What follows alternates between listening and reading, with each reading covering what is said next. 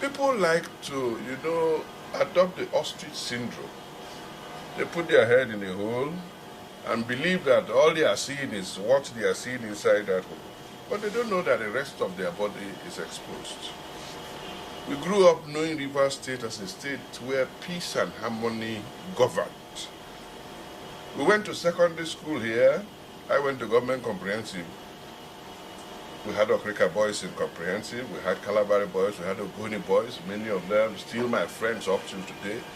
Ijo boys, Nembe boys from Bayelsa, which used to be part of Rivers State.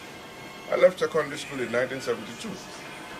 I don't think many of you were born by that date. And then I joined this profession. What does the law teach us? To uphold the rule of law and ensure that all facilities for its maintenance and enforcement are put in place. So as a lawyer, I will always stand for justice. I will always stand for the rule of law.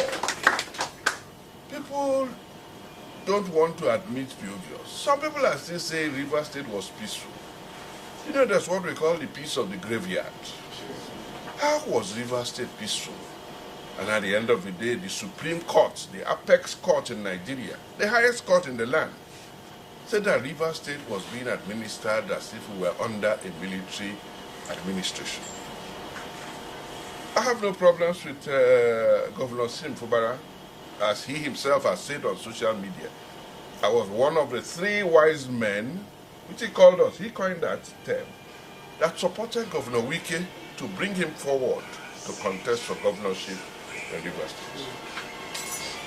So, after crisis started between him and his Oga, as he used to call Jason Wike, we went on the invitation of President Tinubu to Aso Rock Villa. Again, that 8-point communique was produced, read by our former governor, Sir Dr. Dele. And after each point, President Tinubu would echo, "Do we all agree?" Everybody say yes.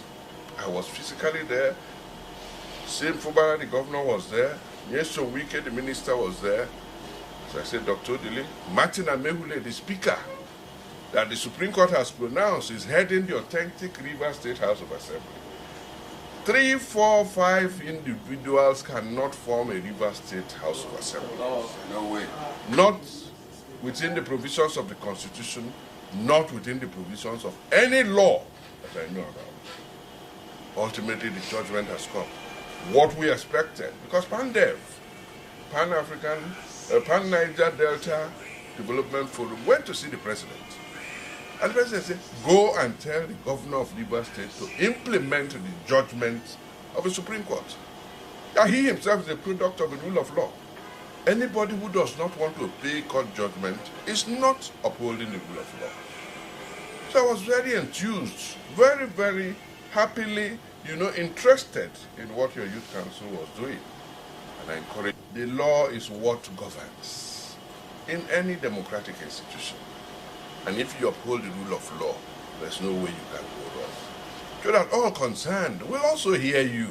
Just as we have spoken, some have heard us, some may not have heard, some may pretend that they've not heard. You know that statement you made about somebody who is pretending to sleep and they are waking him up. He will not wake up. You know who made that statement? Just in the last 2 weeks, President Goodluck Ebele Jonathan, who is now a world-renowned statesman because of the way he dealt with affairs and governance, and when election came, he willingly, voluntarily yielded power to his successor, the former President Muhammadu Buhari. Goodluck made that statement in Yenagoa. And they say those who have, ears will hear words of wisdom. It's not normal that we should have emergency rule, one of the leading states in this country, and they have imposed emergency rule on us. It is not the best. But we have to manage because we want peace. We want security of lives and property in Rivers State. And we want our state to progress to where it should be in the Committee of States in this country.